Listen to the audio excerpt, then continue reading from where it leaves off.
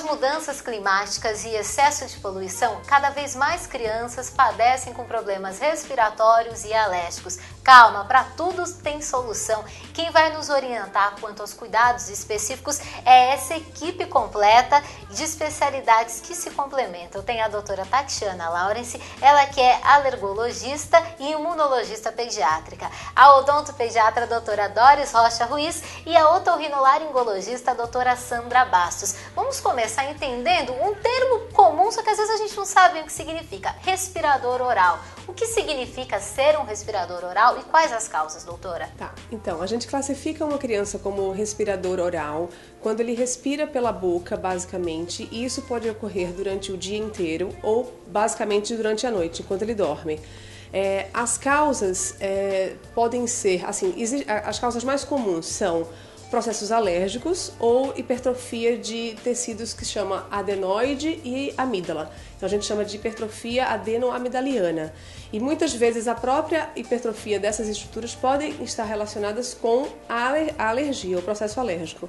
Então essas são as causas mais comuns de um respirador oral. E, além disso, ela tem que estar nesse processo por pelo menos 6 meses.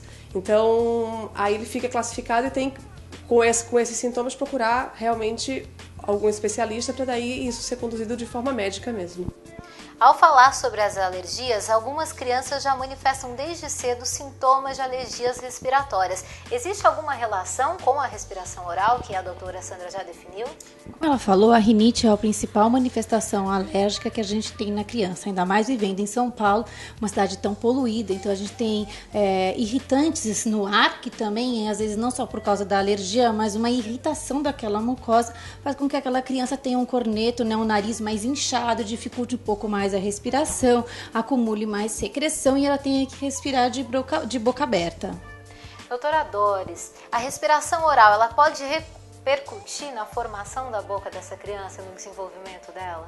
Com certeza, porque vamos pensar, para respirar pela boca ela tem que mudar toda a postura, ela tem que permanecer com a boca aberta, muda a postura de língua, de músculo, então vai ter uma repercussão não só durante a fase de respirar, de postura aberta, mas ela vai ter dificuldade de mastigar, mais uma vez de deglutir e de sugar. Então vai ter sim uma repercussão, ela pode ter algumas interferências de arcada, posição de dente, tá? E além disso, como ela respira só pela boca, ou pelo menos um predomínio pela boca, diminui a quantidade de saliva, então aumenta a chance de terem doenças da boca, como cárie, doença de gengiva, candidíase, né, que é o sapinho. Então ela tira realmente aquela imunidade da própria boca, tá, de estar fechadinha, guardadinha, protegida. Doutora Tatiana, as alergias respiratórias, elas têm uma cura definitiva e como nós devemos tratá-las? Então, essa criança que tem rinite, que é um respirador oral, também vai ter uma alteração do sono e da alimentação. Ela não vai conseguir sentir o gosto adequado dos alimentos e vai ter um sono muito agitado. E aí, para fazer o diagnóstico dessa criança, existem testes alérgicos. A gente tem o teste específico, que é o RAST, que a gente dosa no sangue, e o prick test, que a gente faz na pele. Crianças muito pequenas, o prick test não está indicado, mas a gente tem a história clínica, a gente leva muito em consideração o sintoma relacionado com a exposição àquele alérgeno. Então aí já começa o tratamento. Então, para você tratar uma rinite, uma alergia respiratória, você tem que tirar aquilo que causa alergia. Então a gente começa com os cuidados no quarto e na casa, tirando tapetes que podem acumular poeira, trocando os cobertores por edredom. As cortinas devem ser lavadas semanalmente, assim como os lençóis, que devem ser lavados principalmente com água quente. Outros casos a gente coloca uma capa no colchão, travesseiro, e dependendo do caso a gente inicia com tratamento medicamentoso, sprays, remédios e até vacinas. Doutora Doris, como a gente pode tratar os efeitos decorrentes dessa respiração oral ainda durante a dentição de leite?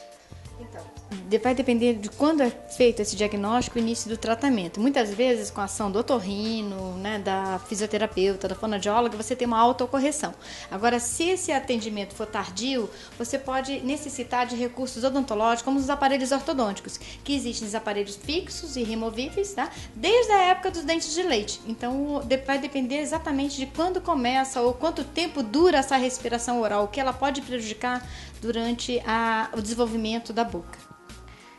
Voltando para a doutora Sandra, que ela vai conseguir esclarecer bem, agora que a gente já compreendeu como se manifesta por meio das alergias e também os efeitos decorrentes no desenvolvimento bucal da criança, quais são os tratamentos mais recorrentes para tratar um respirador oral? Então, via de regra, a gente sempre considera um respirador oral, a gente sempre tem que descartar a presença dessa hipertrofia amigdaliana. E são tratamentos cirúrgicos, via de regra, né? Então, se a criança está respirando preferencialmente pela boca, é porque essas estruturas são realmente grandes que justifiquem ela dar preferência pela boca. E, habitualmente, termina indo o paciente para processo cirúrgico mesmo. A não ser que o fundo seja puramente alérgico, daí entra isso tudo que a Tatiana falou, e daí com o tempo você termina revertendo, né? E daí tirando a criança da cirurgia. Mas é exceção, né? É exceção. Eu só queria acrescentar também essa informação da mamadeira, da chupeta, né? Que daí eu terminei não falando, mas que, do dedo, que isso tudo também é uma causa também de tornar uma criança respiradora oral. Então os pais têm que ter muito cuidado no tempo de uso, de introdução, porque isso termina sendo um apoio muito grande muitas vezes para os pais. Mas isso muitas vezes você pode trazer prejuízo, né, nesse desenvolvimento oral e nasal de uma forma geral. Eu queria chegar bem nesse ponto, como os pais devem proceder quando percebem os primeiros indícios de que o filho está se transformando num respirador oral.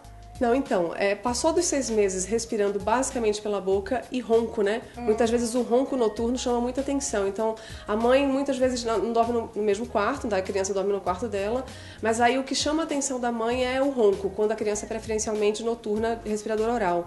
Mas quando é o dia inteiro, aí a mãe não tem como, ela vê e a língua normalmente fica um pouco protrusa para fora, né? Então é aquela criança com a boca aberta, aquela língua relaxada para fora, é uma face bem característica. Ficou muito claro para nós quais são os efeitos da respiração oral e o envolvimento de cada uma dessas especialidades para a criança seguir se desenvolvendo. Quero agradecer muito pelo convite das 3 especialistas, doutora Tatiana Lawrence, doutora Doris Rocha Ruiz, doutora Sandra Bastos. Saúde na TV, informação com responsabilidade para você, a gente se encontra.